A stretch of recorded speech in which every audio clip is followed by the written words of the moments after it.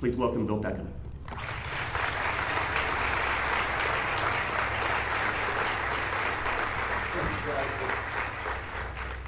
So thank you, Doug. I'm proud to be able to call Doug my friend. Is that right? So I wanted to start with this picture. This is now my favorite photo. It's showing me on dialysis. This is about mile 50 or so on going down the Grand Canyon. It's a 225-mile trip, so we're just the second day in.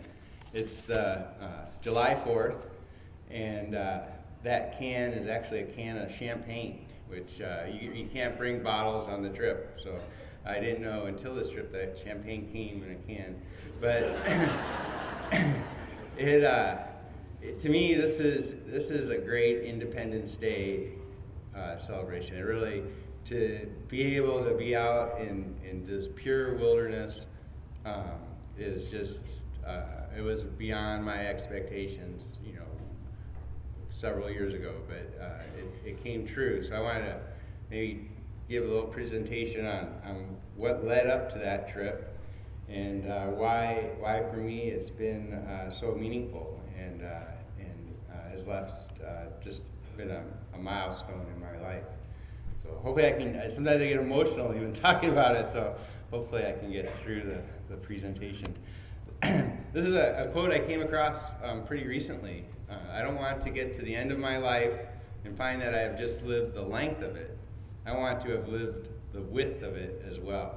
And I think for people who use dialysis, a lot of times what we're talking about is, a long life. We talk about mortality. We talk, this is your life expectations. I know that when people first start dialysis, what do they want to, how long am I going to live? And that's really one of the first questions everybody has. It's unanswerable, but I think what we have to remember is that we're not just going for the length. We want to get out and experience the full breadth of a well-led life.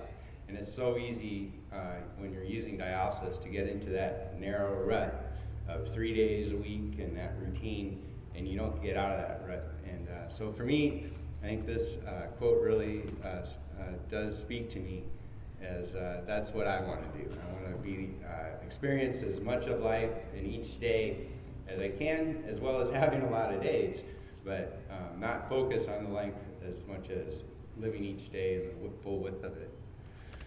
So a lot of people, if you do run across me, it's from my blog. So I did blog while I was board chair. I don't know what Joyce Jackson, the leader of NKC, thought when I told her that I was starting a blog, or chairman of the board.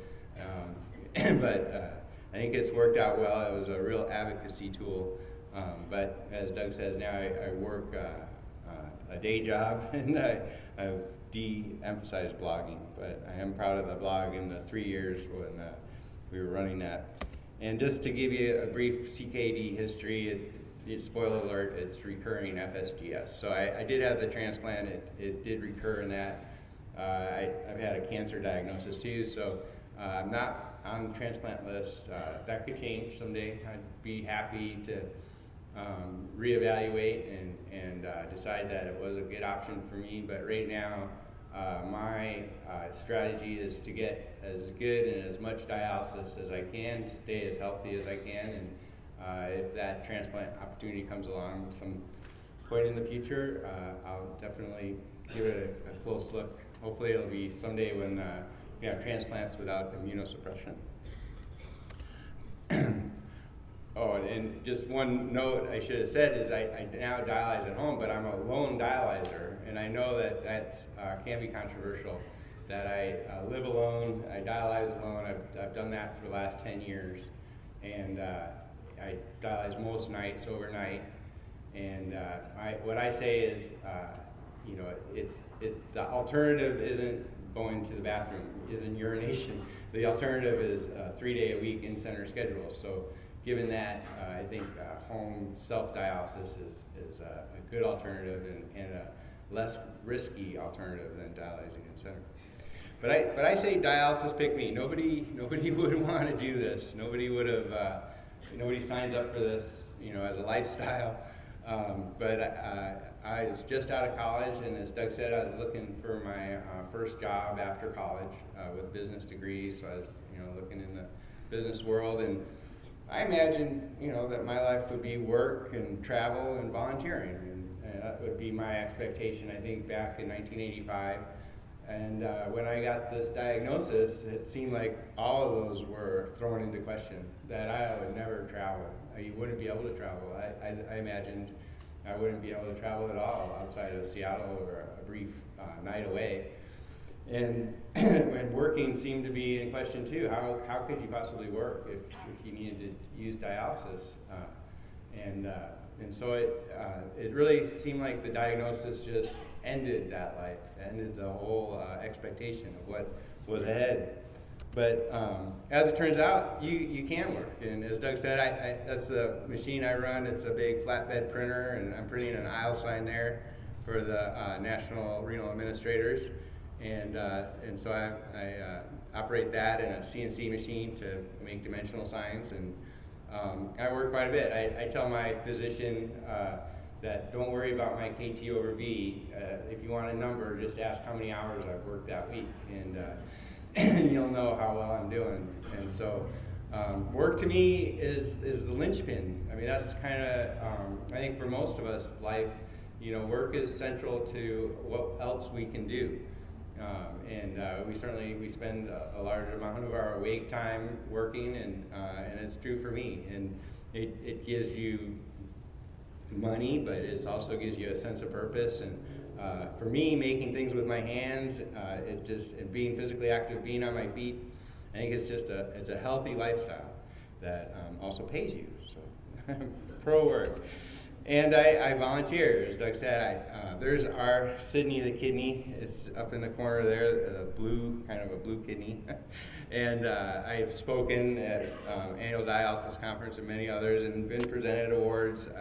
I'm proud to have been the first board chair who used dialysis at Northwest Kidney Centers, and I feel like I made an impact with the organization. And as Doug said, I helped to found the Kidney Research Institute.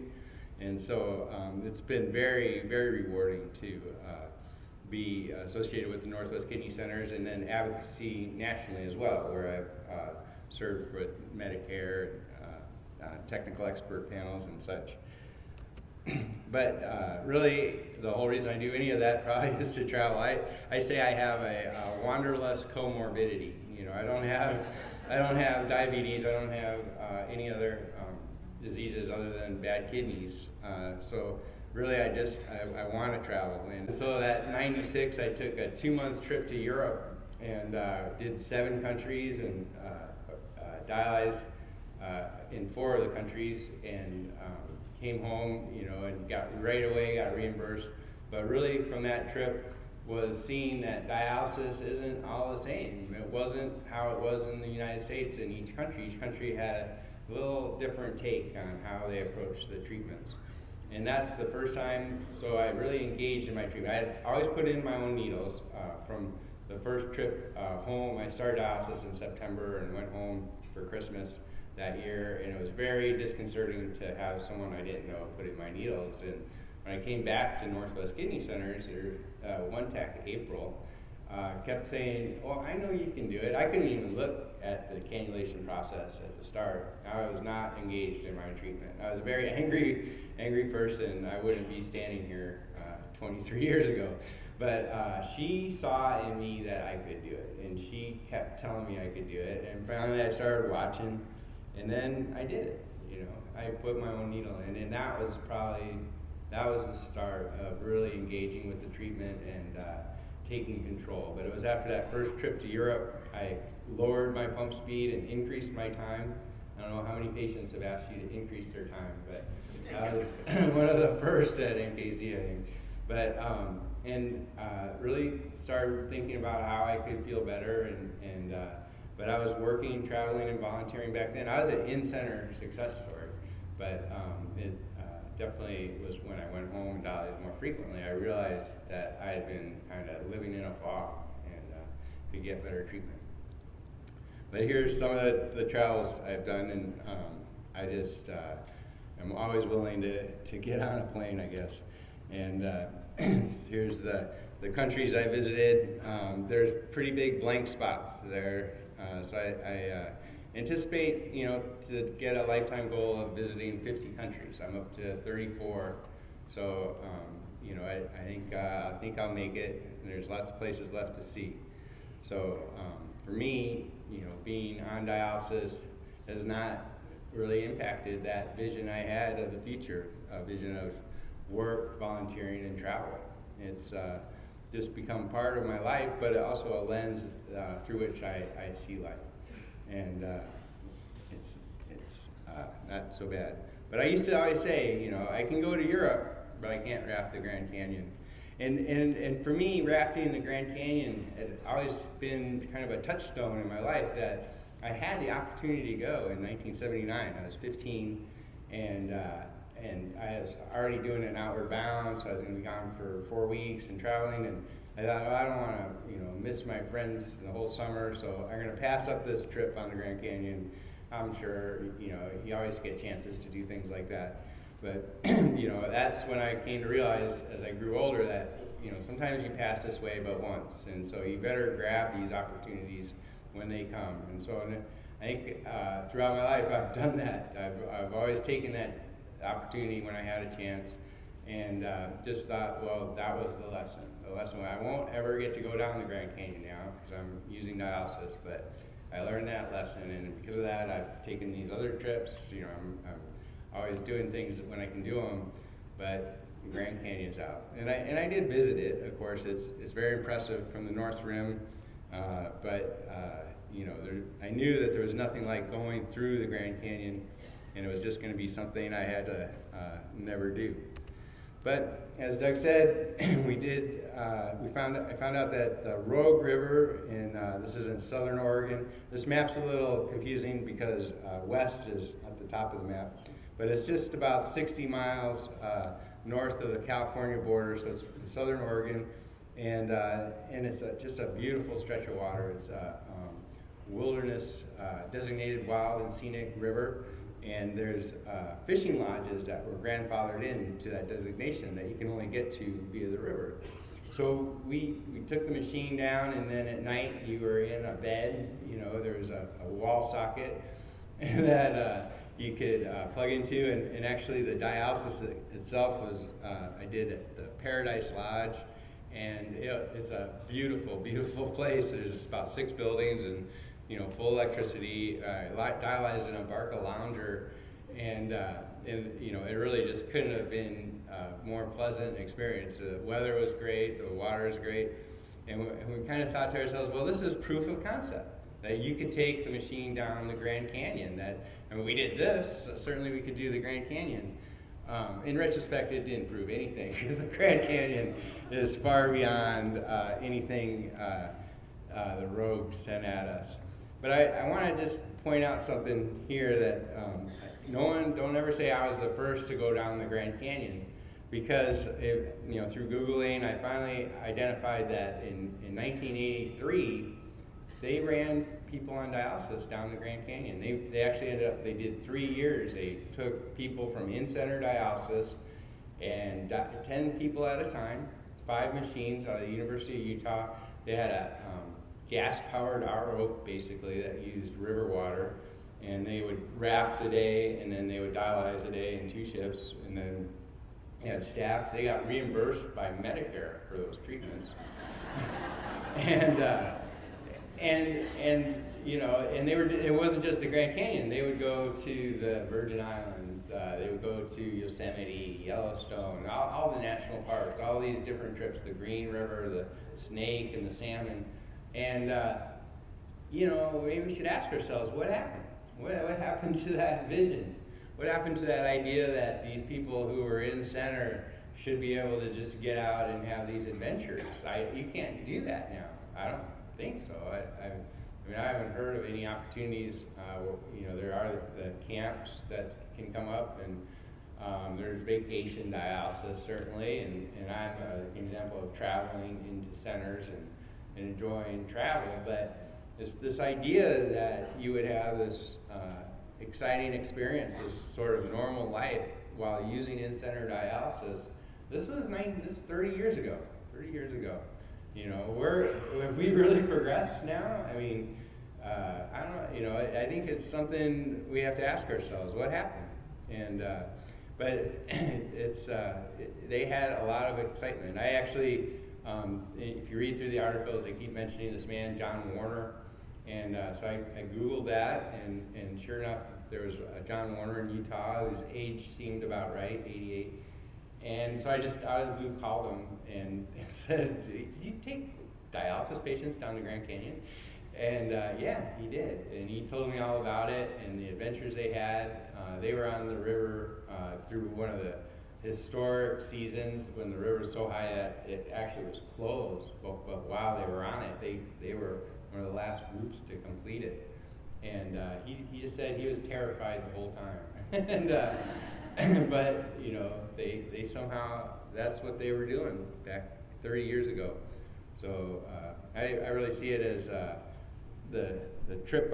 You know, that inspired me that it had been done. I need to be able to figure out how to do this. And I didn't know who to ask. I mean, if you call the outfitters, it sounds pretty crazy. You know, there's a lot of logistics involved, but then they're hearing things like the generator. You can't have a generator in a wilderness area. And then really medical waste, what? The dialysate? I mean, I know it's just salty water, but to someone else, it's like, well, I don't think so, you know. But what I ended up doing was just emailing the director of the National Park Service, Director Jarvis, and just asking him, and he responded within about an hour or two, saying, "Oh, I don't know, but I know who would." And he CC'd the canyon, the people there, and of course the director sends you an email, you get on it, and the next day someone called me, Laura, who runs the concession part of the canyon, and we talked for 45 minutes, and she was very upfront and wanted to make sure I was being realistic.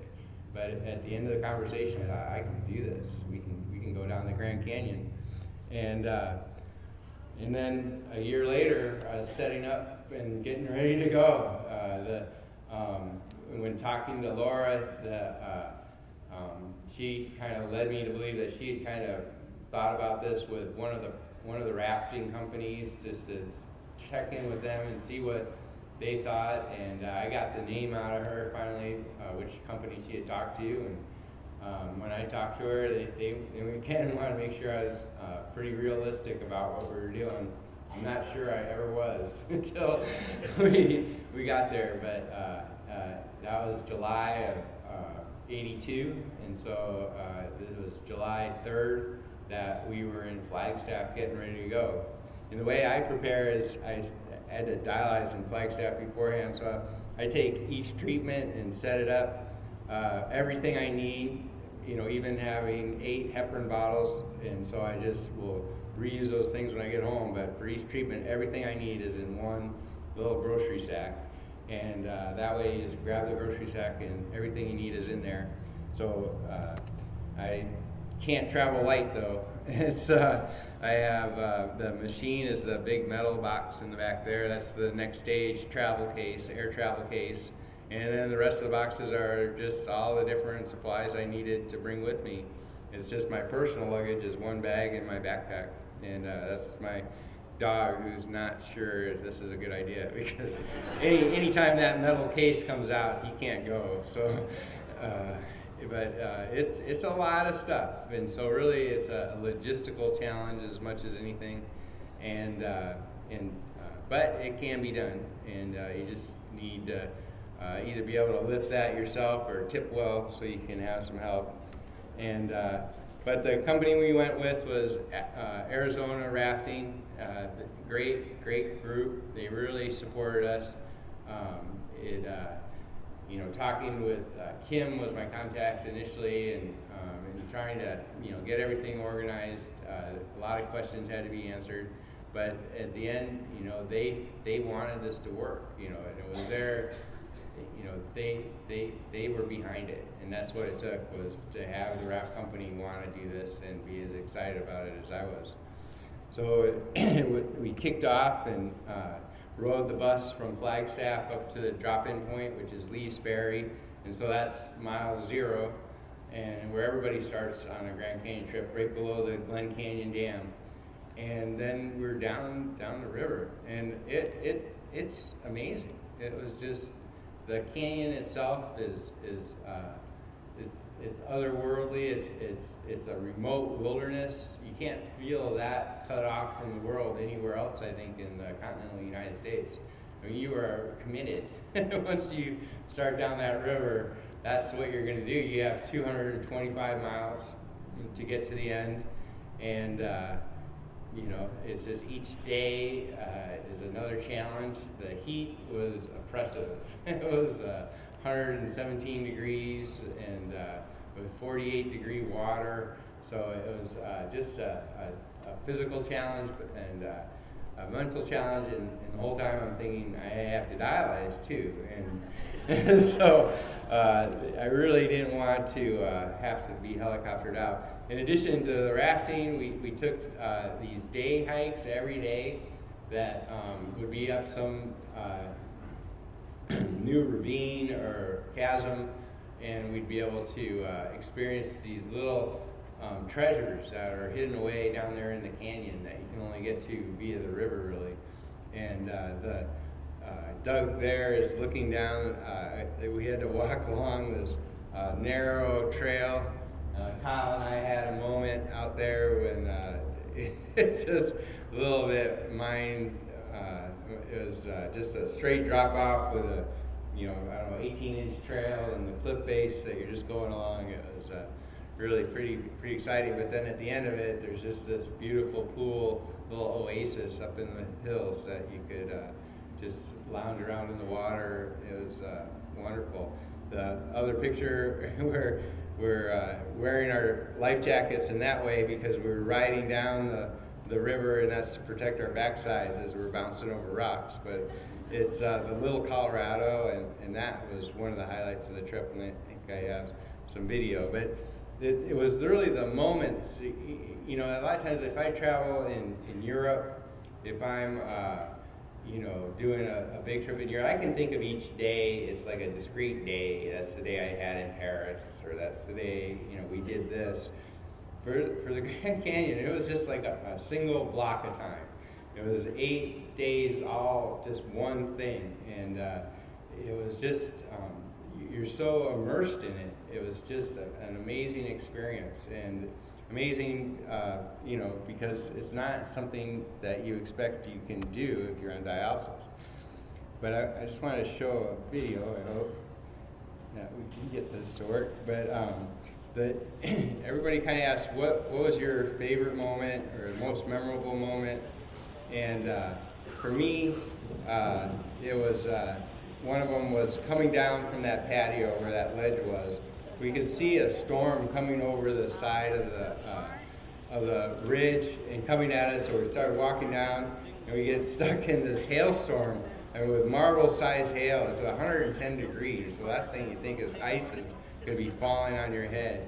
But we had to shelter under this little ledge and just ride it out, and it was awesome. I mean, it was just incredible. There, you can see patches of blue sky in the distance, so it's just a storm cell, and we were just right where it hit. And for that 10, 15, 20 minutes, it was just this amazing storm of wind and rain and hail, and we were just, you can see the water blowing off the ridge. I mean, waterfalls are springing up where just moments ago it was sunny and completely bone dry. And we're just sheltering here. There's, I think, 5 of us. And I just couldn't get over the idea that this was happening, that this was something I was experiencing. It's not anything you think you're going to get to do. That be stuck up on the side of the canyon, you feel so small in that grand expanse that it really, to me, was just amazing. It was an amazing thing to get to experience and really enjoy. We thought, you know, you're dry under that. That's one of our guides, Dave. And of course, Doug, and we're just marveling at what we're seeing. It was, you know, this is going on now maybe, but just to be there and be able to be the one to witness that, and then, you know, it lasted, and then it was over, and then the skies were blue again.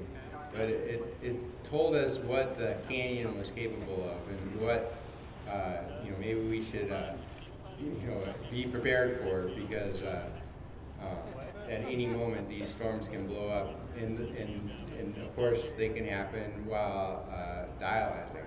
And I think I'll have some pictures of the dialysis setups too. But these storms did just come in, and the problem is you can't see anything coming, because you just have this little slice of the sky, and then all of a sudden there it comes over the canyon wall, and so it's really can change that quickly.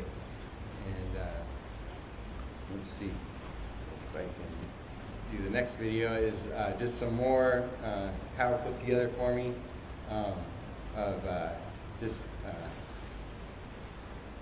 parts of the trip, and it was just the side. So here's the actual going down the river.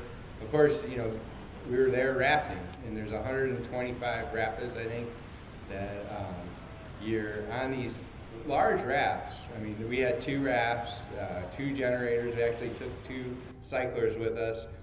There's a lot of equipment, but still going through those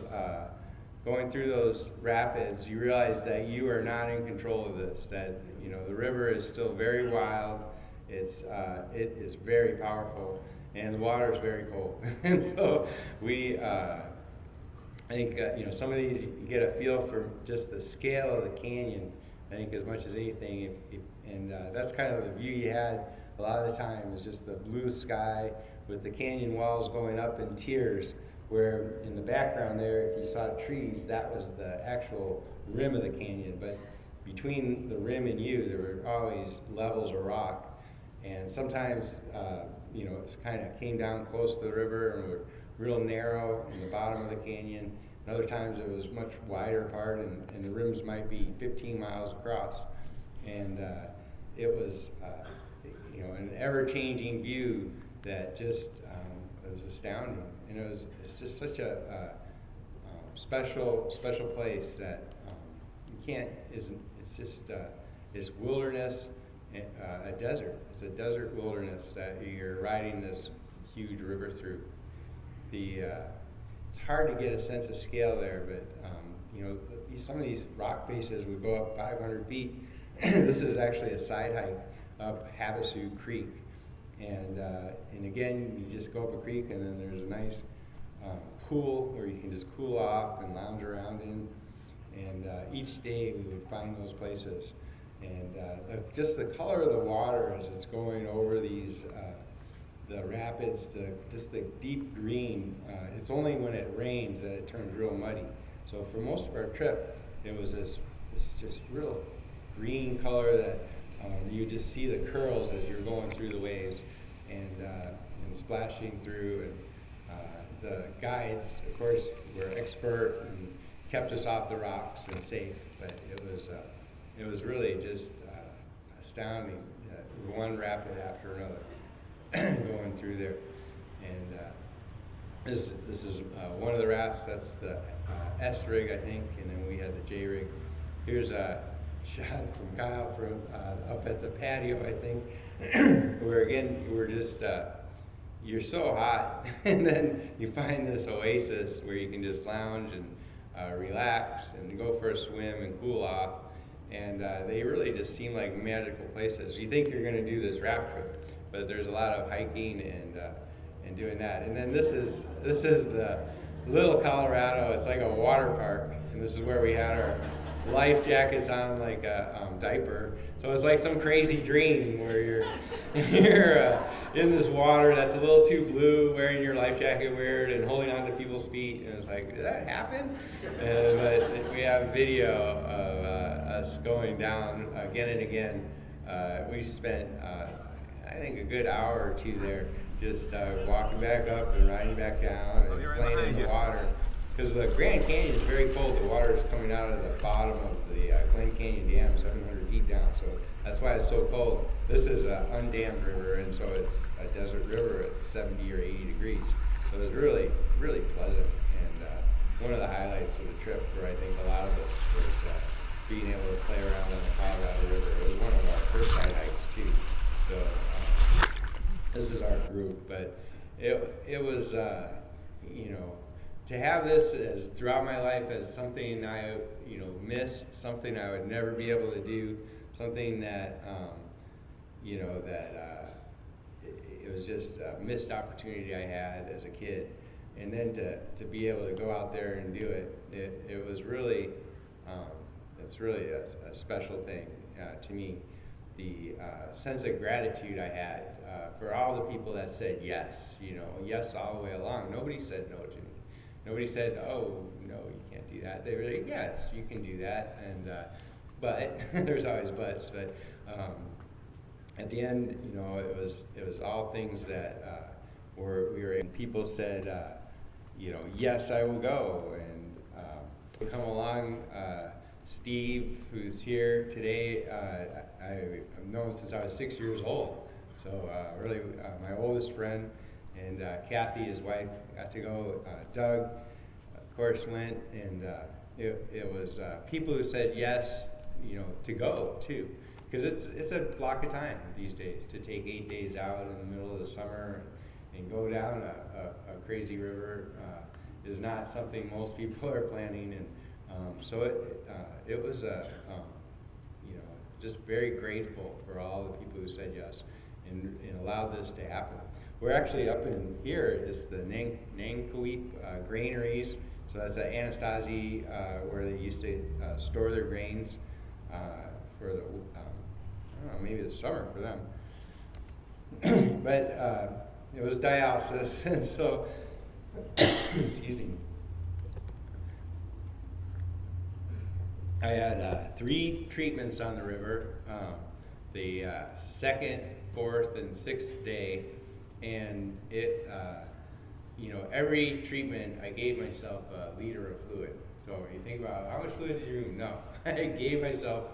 I'd start the treatment by giving myself about 1.5 liters of fluid, and then I'd take off about 0.5 liter during treatment. Because it's so hot, and it's hard after 23 years of dialysis to drink that much water. I mean, I just am so not used to that idea. So it really, for dialysis, it was giving myself fluid rather than taking it off. But the machine worked well. I mean, it was very hot, but the dialysate traveled inside the raft, close to the water line, so it was able to be kept pretty 60 degrees, in that temperature range, 50, 60 degrees. And so actually, I ran without the warmer. If you're familiar with the next stage machine, there's a warmer on the side that is important if you're using at home, but there it was, cool me off. And so it was actually kind of nice to be able to do that. Windstorms came up, while we were dialyzing. You can see the tarp in the lower picture there, and at one point, there were 5 or 6 people holding down the tarp, and the wind's blowing through, and I'm ready, and I'm deciding I have to put in my needles, and I mean at that point I could have said stop, could have said no, wait, it's too windy, but you just have to push through, and I think that's one of the lessons of the river is that you need your own momentum. You can't just kind of go with the river. You have to actually add your own momentum to it and chart your own course so that you keep going and aren't just tossed around. And I think that was one moment when I had to apply that lesson, that I had to keep going and know that I had these people around me that were going to help make it work. And we did. We got through it. These storms would come through, but they would be over soon enough, and you could sit. And this is the signal that everything's okay. So if you're in the river and they want to know if you're okay, this is the signal. So I'm saying everything's okay there. And I literally dialyzed on the raft. Going in, I wasn't sure, you know, how it was going to work is very sandy, but I thought we'd be on the shore and we'd set it up with tarps, but the guides really just took this on as a challenge and figured out what would be the best way to do it, and we just put the rafts next to each other, and we had the generator on one raft and set up the kind of dialysis station on the other, between the bench seats. The one thing I wish is I had brought my own chair. Those chairs were brutally uncomfortable, but so it makes you appreciate the dialysis unit chairs that are always people complain about. But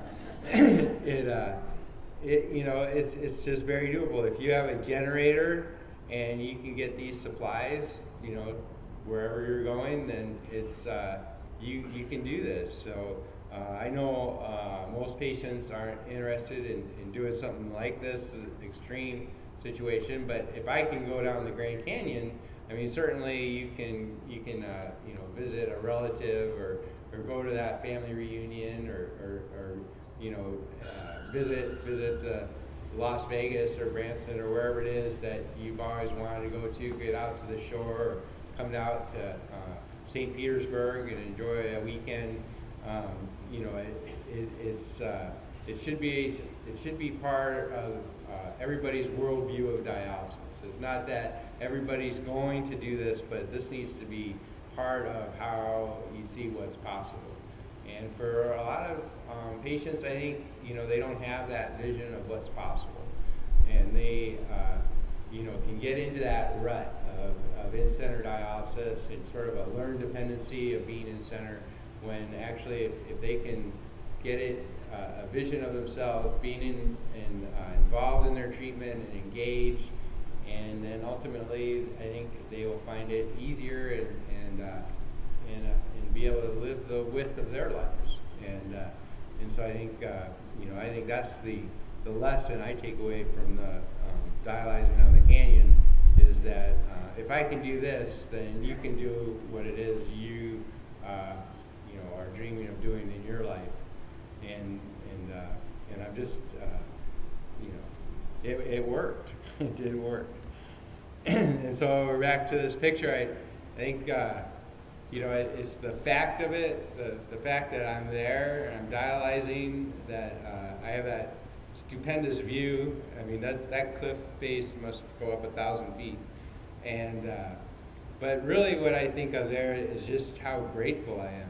You know, it's easy to think of being grateful in theory. I'm grateful that dialysis exists.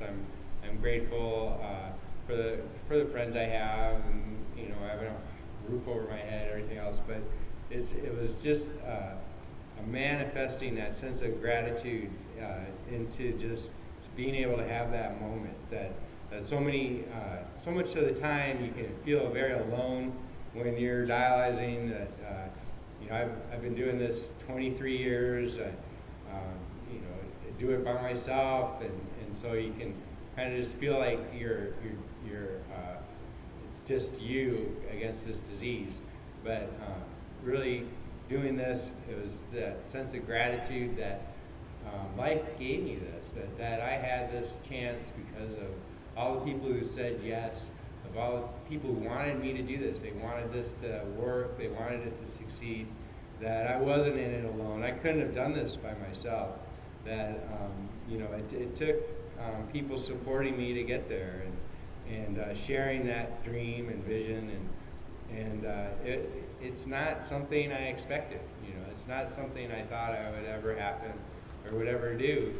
And so it changes. You know, there's nothing, I can't say, oh, I can't do that anymore.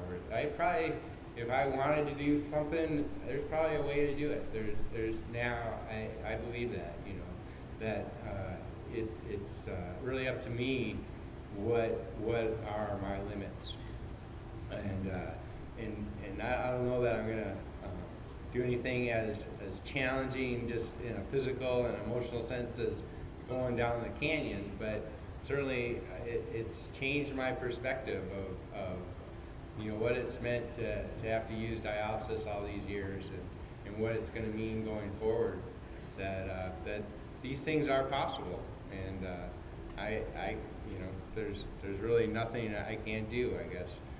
And so I just, I look at that picture and it just is, it amazes me. It still amazes me that happened. But what a great way to celebrate Independence Day than to be out on the river in the Grand Canyon, 50 miles from the start and 200 miles or 175 miles to go, and that's what dialysis means. That's what dialysis should mean.